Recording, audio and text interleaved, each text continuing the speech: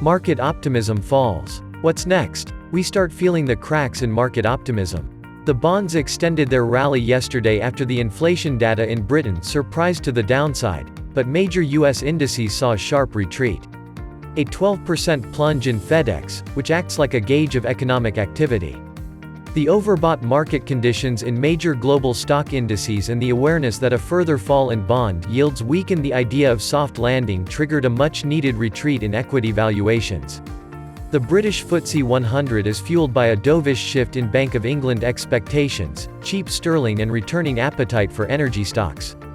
Appetite for the stock 600 is limited near last week's peak, while the S&P 500 recorded a sharp fall from near ATH, and Nasdaq 100 also saw a sharp retreat after hitting a fresh ATH earlier in the session.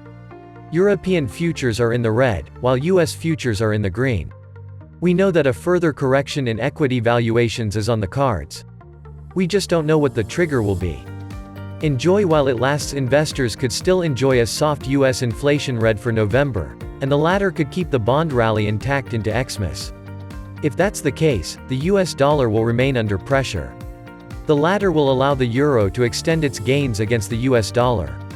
The pair could make another attempt on the 1.10 mark. For those who love pure tech plays, the current cup and handle formation in the EUR/USD is a bullish technical formation and could be interesting for entering fresh long positions.